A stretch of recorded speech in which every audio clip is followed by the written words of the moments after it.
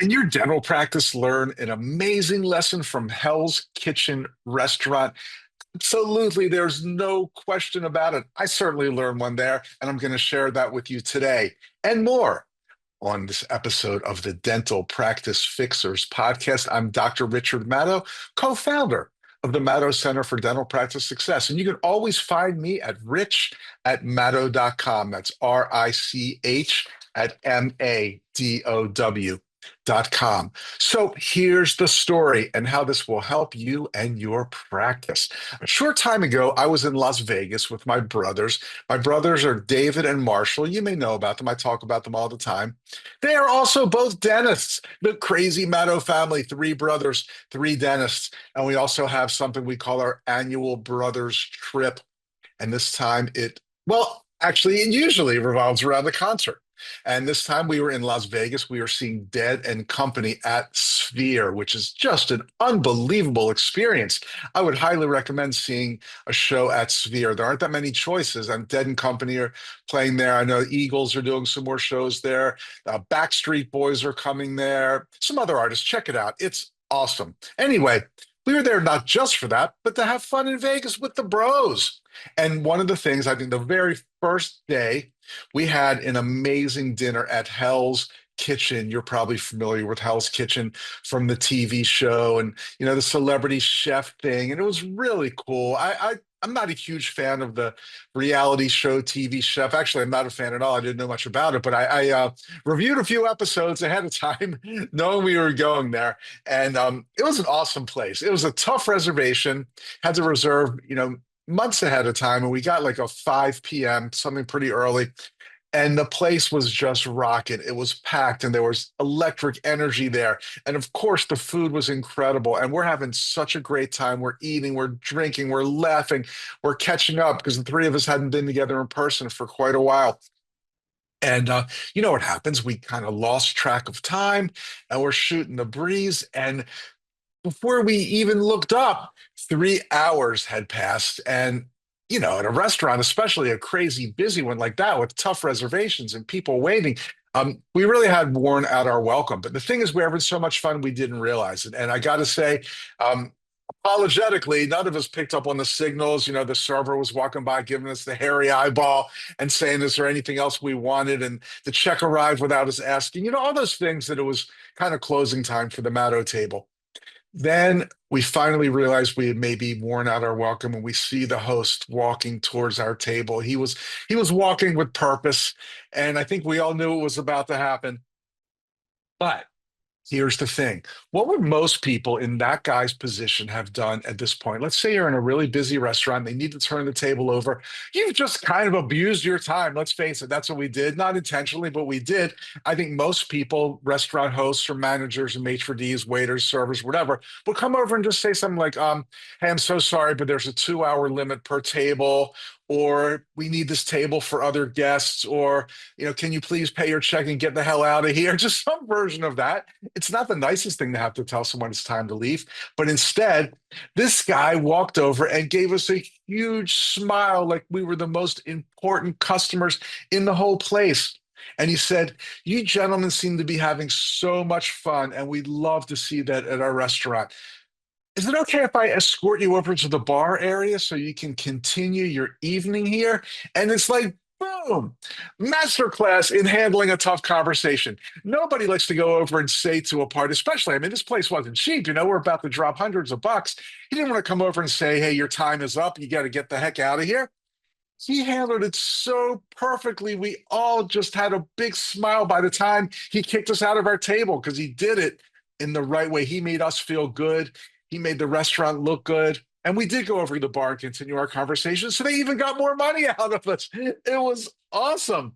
And it got me thinking, like, how many times in our dental practices do we face these awkward moments, uncomfortable conversations with our patients, with our team members? I mean, telling a patient how much treatment they need when it's much more than they expected.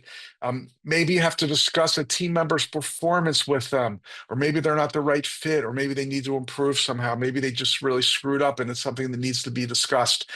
Talking about finances with the patient, especially one who you just know isn't prepared for the cost. So many tough conversations. take place in the dental practice. And sometimes because they're so tough, we do the worst thing, and that is avoiding the conversation entirely. But we can also deliver it in a way that just creates friction. It shows that we're not confident. It shows that we're not kind. I remember the very first time I was presenting perio treatment to a patient. It was so funny. I was a young dentist. I had a patient, and again, they came in for a checkup and cleaning, as I'm air quoting, checkup and cleaning, as most new patients do. And the guy had never been told before that he had periodontal disease.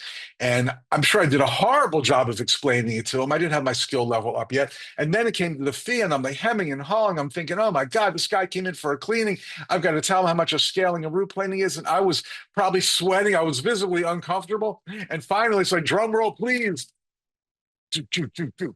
I had to tell him the fee. And he just looked at me and laughed. He said, after all that, he said, that's what I spent on a bar bill. And it's like, I got myself so worked up, and I made the conversation uncomfortable when meanwhile I should have just concentrated on the benefits, and knowing in my mind that the fee was well worth it, and presented the whole thing with zero friction. And it's just a little finesse that can make all the difference. I've heard hygienists, I've probably said it before, saying to a patient whose gum inflammation is getting worse, like, this wouldn't have happened if we were brushing floss correctly. Just nobody wants to hear that.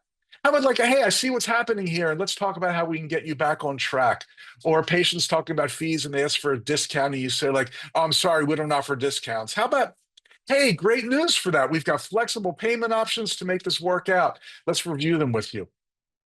When you're discussing fees or finances, the worst thing you can do is be apologetic or kind of squirmy, wormy. We've got to be enthusiastic and make sure the patient appreciates the benefits. Then talk about the fee confidently. You're giving them an incredible value.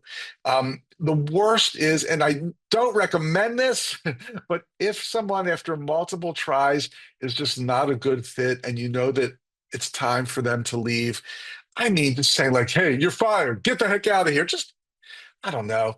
But something more like, I appreciate everything you've done, but it's just time for us to move in a different direction. And that's not the best example because that's something that happens so rarely in our practice. But my point is, yes, we need to have tough conversations. We need to have them on a somewhat regular basis, but they don't need to be harsh, even though they do need to happen. Handle them with confidence and with kindness, and you can actually improve the relationship with the patient and with the team member and create a better experience for everyone, just like this guy did in Hell's Kitchen. It was not Hell's Kitchen. It was not even Heck's Kitchen. It was a beautiful place to be.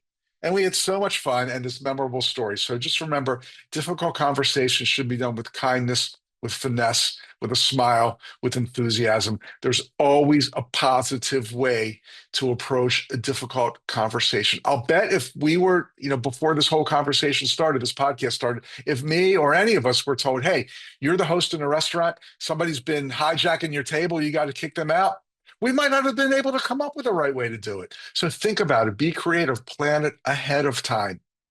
Ask ChatGPT if you want to. I don't care. Just make sure you do it correctly and get rid of that tension and create beauty and enthusiasm. And the patients will say yes, and the team members will perform better. Okay, we've got a mystery shopper call to get to. But first, I want to remind you that at the Madow Center, we do not pay an overage percentage for our credit card processing because we use Stacks, STAX. And since we use Stacks, we just pay a low, flat monthly fee. And you can do the same thing. And I've actually gotten our friends at Stacks to agree to give you 2 months of processing, your first 2 months at no charge. Now, of course, you still have to pay your MasterCard Visa, but your processing will be free. You won't even have to pay the monthly low flat monthly fee. After 2 months, you will, but it's a breeze. We save tens of thousands of dollars. Go to madow.com/save to learn more. And one more quick thing about money. I love getting checks in the mail. Who doesn't?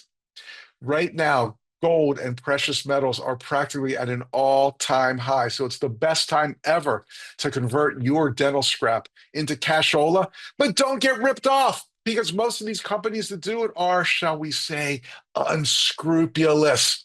They tack on all these crazy fees and surcharges and percentages because they've got high overhead. That's why I love Southern Dental Refining, small, family-owned, low overhead. They don't have huge ads in the journals. They don't have 10,000 square foot booths at the meetings. They just are a small family owned company, and they truly will pay the best prices I've ever seen for your dental scrap. So go to Madow.com/gold, Madow.com/GOLD.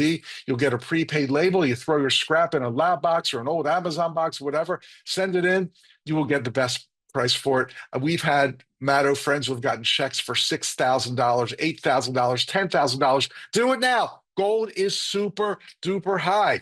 Let's move on to our mystery shopper call. I've been getting so frustrated with these calls. I thought, I'm going to give this away. I'm going to tell them right from the get-go, I'm a new patient.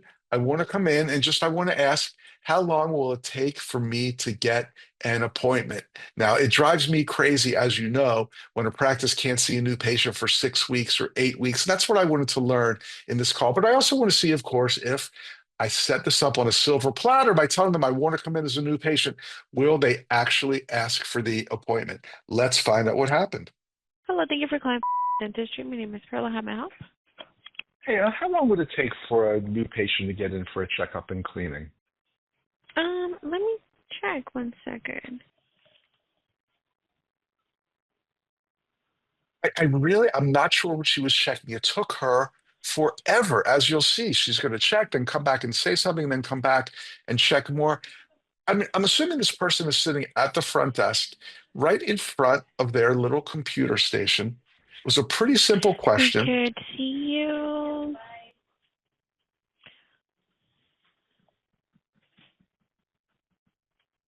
What's going on here?